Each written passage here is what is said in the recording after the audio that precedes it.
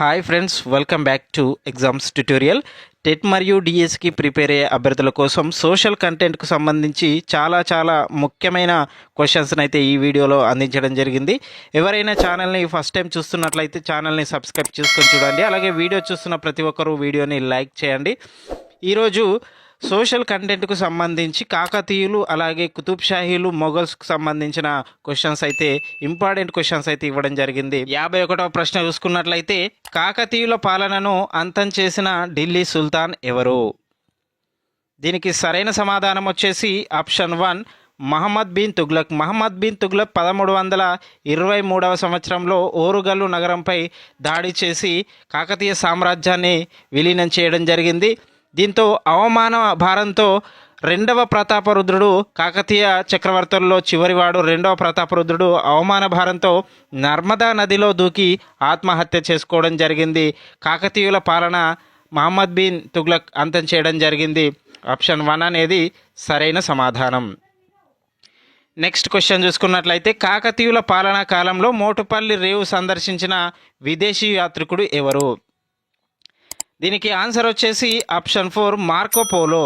Marco Polo Kakatiya కాలంలో రుద్రమాదేవి కాలంలో ముఖ్యంగా సందర్శించడం జరిగింది. ఈయన గణపతి దేవుడు వేయించినటువంటి మోటుపల్లి అభయశాసనం అలాగే మోటుపల్లి రేవును సందర్శించడం జరిగింది. ఆప్షన్ 4 అనేది దీనికి సరైన సమాధానం. నెక్స్ట్ క్వశ్చన్ చూసుకున్నట్లయితే 14వ శతాబ్దంలో పల్నాటి వీర చరిత్రను రచించింది ఎవరు? దీనికి ఆన్సర్ వచ్చేసి ఆప్షన్ 3 శ్రీనాథుడు. పల్నాటి వీర చరిత్ర అనే కథను రచించింది శ్రీనాథుడు. ఆప్షన్ 3 అనేది దీనికి సరైన సమాధానం. నెక్స్ట్ క్వశ్చన్ చూసుకున్నట్లయితే ఎవరి పతనం తర్వాత కాకతీయులు సర్వస్వతంత్రులు అయ్యారు? దీనికి ఆన్సర్ వచ్చేసి ఆప్షన్ 3 పశ్చిమ చాళుక్యులు. పశ్చిమ చాళుక్యుల నుంచి కాకతీయులు స్వతంత్రత పొందడం జరిగింది. పశ్చిమ చాళుక్యుల వద్ద వీళ్ళు సామంతులుగా పనిచేయడం జరిగింది. ఆప్షన్ 3 అనేది సరైన సమాధానం. నెక్స్ట్ క్వశ్చన్ చూసుకున్నట్లయితే ఇటలీ యాత్రికుడు మార్కోపోలో విశేషంగా కీర్తించిన భారతీయ ఉత్పత్తి ఏది? దీనికి ఆన్సర్ వచ్చేసి ఆప్షన్ 2 నూలు వస్త్రాలు. సన్నని నూలు వస్త్రాలు కాకతీయ సామ్రాజ్యంలో కనిపించినట్లుగా ఈయన తన గ్రంథంలో పేర్కొనడం జరిగింది. ఆప్షన్ 2 అనేది సరైన సమాధానం. నెక్స్ట్ క్వశ్చన్ చూసుకున్నట్లయితే విజయనగర సామ్రాజ్యం స్థాపించిన సంవత్సరం ఏది? దీనికి సరైన సమాధానం వచ్చేసి ఆప్షన్ 2 1336వ సంవత్సరంలో విజయనగర సామ్రాజ్యం, 1347వ సంవత్సరంలో బహుమని సామ్రాజ్యాలు ఉద్భవించడం జరిగింది. మహమ్మద్ బిన్ తుగ్లక్ ఢిల్లీ సుల్తాన్గా ఉన్న టైంలో. దీనికి ఆన్సర్ వచ్చేసి విజయనగర సామ్రాజ్యం స్థాపించిన సంవత్సరం 1336వ సంవత్సరం. ఆప్షన్ 2 అనేది సరైన సమాధానం. నెక్స్ట్ క్వశ్చన్ చూసుకున్నట్లయితే బహుమని సామ్రాజ్యం 5 రాజ్యాలుగా విడిపోయిన కాలాన్ని గుర్తించండి. దీనికి ఆన్సర్ చూసుకున్నట్లయితే ఆప్షన్ 2 1489 నుంచి 1520 సంవత్సరం మధ్య కాలంలో బహుమని సామ్రాజ్యం 5 రాజ్యాలుగా విడిపోవడం జరిగింది. దానిలో బీజాపూర్, బీదర్, బీరర్, అహ్మద్ నగర్, గోల్కొండ. బీజాపూర్, గోల్కొండ వాటిలో పెద్ద రాజ్యాలు ఏర్పడడం జరిగింది.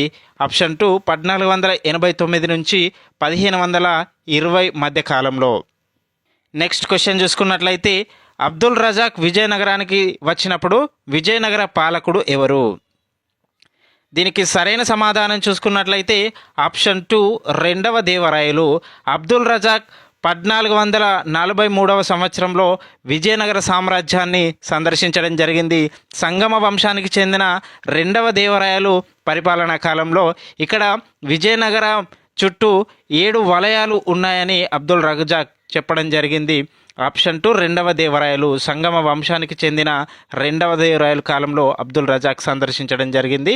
నెక్స్ట్ క్వశ్చన్ శ్రీకృష్ణదేవరాయల పాలనా కాలం గుర్తించండి.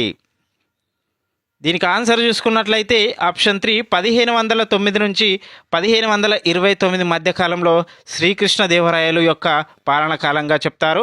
ఈయన తులువ వంశానికి చెందిన విజయనగర రాజుల్లో గొప్పవాడు. ఆప్షన్ 3 అనేది దీనికి సరైన సమాధానం.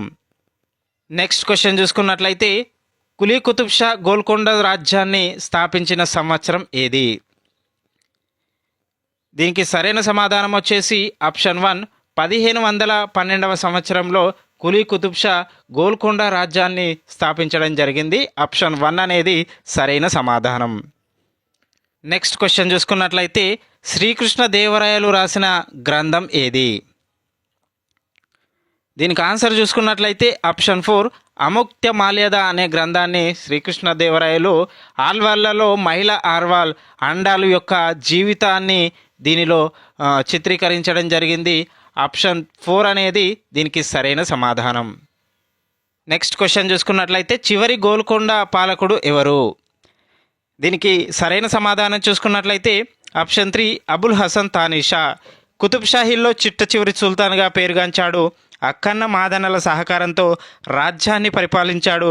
1687వ సంవత్సరంలో ఔరంగజేబు దాడిలో మొఘల్ సామ్రాజ్యంలో గోల్కొండ విలీనం కావడం జరిగింది. ఆప్షన్ 3 అనేది దీనికి సరైన సమాధానం.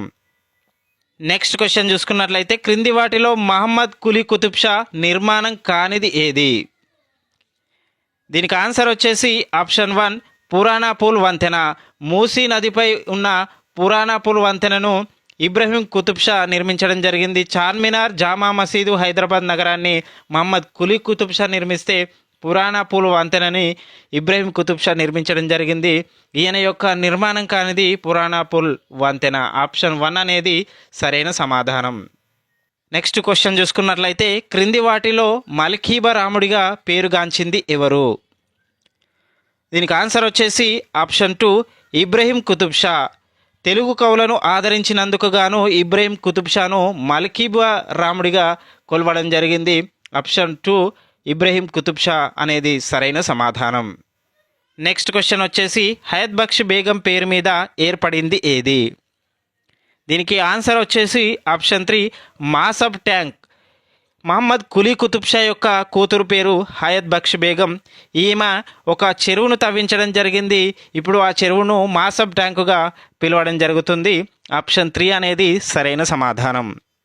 నెక్స్ట్ క్వశ్చన్ వచ్చేసి కంచర్ల గోపన్నను జైలులో పెట్టిన గోల్కొండ సుల్తాన్ ఎవరు? దీనికి ఆన్సర్ వచ్చేసి ఆప్షన్ 3 అబుల్ హసన్ తానిషా. అబుల్ హసన్ తానిషా దగ్గర అక్కన్న మాదన్న అనే మంత్రులు పనిచేసేవారు. వీరి యొక్క మేనల్లుడే కంచర్ల గోపన్న. ఈయన ప్రజాధనంతో రామ మందిరాన్ని నిర్మించాడన్న కారణంతో ఈయనను కంచర్ల గోపన్నను అబుల్ హసన్ తానిషా జైలులో పెట్టడం జరిగింది. ఆప్షన్ 3 అనేది సరైన సమాధానం. నెక్స్ట్ క్వశ్చన్ చూసుకున్నట్లయితే హుస్సేన్ సాగర్ ఎవరి కాలంలో నిర్మించబడింది? దీనికి ఆన్సర్ వచ్చేసి ఆప్షన్ 1 సుల్తాన్ ఇబ్రహీం కుతుబ్ షా కాలంలో హుస్సేన్ సాగర్ నిర్మాణం అనేది జరిగింది. హజరత్ హుస్సేన్ షవాలి పేరు మీదుగా హుస్సేన్ సాగర్ అనే పేరు రావడం జరిగింది. ఆప్షన్ 1 అనేది సరైన సమాధానం. నెక్స్ట్ క్వశ్చన్ చూసుకున్నట్లయితే దక్కన్ ఉర్దూ భాష ఎవరి కాలంలో గ్రాంధిక భాష హోదా పొందింది? దీనికి సరైన సమాధానం వచ్చేసి ఆప్షన్ 3 మహమ్మద్ కులీ కుతుబ్ షా. ఈయన కాలంలో ఈయన కృషి వల్ల దక్కన్ ఉర్దూ భాష అనేది గ్రాంధిక భాష హోదా పొందడం జరిగింది. ఆప్షన్ 3 అనేది దీనికి సరైన సమాధానం. నెక్స్ట్ క్వశ్చన్ చూసుకున్నట్లయితే హుస్సేన్ సాగర్ నిర్మించిన సంవత్సరం ఏది? దీనికి సరైన సమాధానం చూసుకున్నట్లయితే ఆప్షన్ 3 1562వ సంవత్సరంలో హుస్సేన్ సాగర్ నిర్మాణం జరిగింది. దీని డిజైనర్గా హజరత్ హుస్సేన్ షవాలి పేరు మీదుగా దీనికి హుస్సేన్ సాగర్ అనే పేరు రావడం జరిగింది. ఇది 1562వ సంవత్సరంలో జరిగింది. ఆప్షన్ 3 అనేది దీనికి సరైన సమాధానం. నెక్స్ట్ క్వశ్చన్ చూసుకున్నట్లయితే స్వతంత్ర దినోత్సవం రోజు భారత ప్రధాని జాతిని ఉద్దేశించి ఎక్కడి నుంచి ప్రసంగిస్తారు? దీనికి ఆన్సర్ వచ్చేసి ఆప్షన్ 2 ఎర్రకోట. నెక్స్ట్ క్వశ్చన్ మొఘలుల అధికారాన్ని ధిక్కరించిన రాజపుత్రులు ఎవరు? దీనికి ఆన్సర్ చూసుకున్నట్లయితే ఆప్షన్ 2 చిత్తోడ్ పాలకులు మొఘలుల పాలన యొక్క అధికారాన్ని ధిక్కరించడం జరిగింది. ఆప్షన్ 2 అనేది దీనికి సరైన సమాధానం. నెక్స్ట్ క్వశ్చన్ సర్వాయి పాపన్న ఏ మొఘల్ చక్రవర్తికి సమకాలికుడు? దీనికి ఆన్సర్ వచ్చేసి ఆప్షన్ 4 ఔరంగజేబు యొక్క సమకాలికుడు సర్వాయి పాపన్న. ఆప్షన్ 4 అనేది సరైన సమాధానం. నెక్స్ట్ క్వశ్చన్ చూసుకున్నట్లయితే అసాఫియా గ్రంథాలయాన్ని నిర్మించింది ఎవరు? దీనికి ఆన్సర్ చూసుకున్నట్లయితే ఆప్షన్ 3 మీర్ మెహబూబ్ అలీ ఖాన్ అసాఫియా గ్రంథాలయాన్ని నిర్మించడం జరిగింది. ఆప్షన్ 3 అనేది సరైన సమాధానం. నెక్స్ట్ క్వశ్చన్ చూసుకున్నట్లయితే 1908లో మూసీ నది వరదలు వచ్చినప్పుడు సహాయ కార్యక్రమాలు చేపట్టిన నిజాం ఎవరు? దీనికి ఆన్సర్ వచ్చేసి ఆప్షన్ 1 మెహబూబ్ అలీ ఖాన్. 1908వ సంవత్సరంలో మూసీ నదికి వరదలు వచ్చినప్పుడు స్వయంగా వెళ్ళి సహాయక కార్యక్రమాలు చూడడం జరిగింది. ఆప్షన్ 1 అనేది సరైన సమాధానం. నెక్స్ట్ క్వశ్చన్ చూసుకున్నట్లయితే ఔరంగజేబు మొఘల్ సామ్రాజ్యంలో విలీనం చేసిన దక్కన్ రాజ్యాలు ఏవి? దీనికి ఆన్సర్ చూసుకున్నట్లయితే ఆప్షన్ 4 1, 2 అనేది దీనికి సరైన సమాధానం. బీజాపూర్ను 1685వ సంవత్సరంలో, గోల్కొండను 1687వ సంవత్సరంలో మొఘల్ సామ్రాజ్యంలో విలీనం చేయడం జరిగింది. బీజాపూర్, గోల్కొండ అనేది దీనికి సరైన సమాధానం. ఇది ఫ్రెండ్స్ సోషల్ కంటెంట్కు సంబంధించిన ముఖ్యమైన వీడియోలు. ఇలాంటి మరిన్ని వీడియోలు పొందడానికి ఛానల్ని సబ్స్క్రైబ్ చేసి పక్కనే ఉన్న బెల్ ఐకాన్ యాక్టివేట్ చేసుకోండి. అలాగే వీడియో చూస్తున్న ప్రతి ఒక్కరూ వీడియోని లైక్ చేసి మీ మిత్రులకు షేర్ చేయండి. Thank you for watching.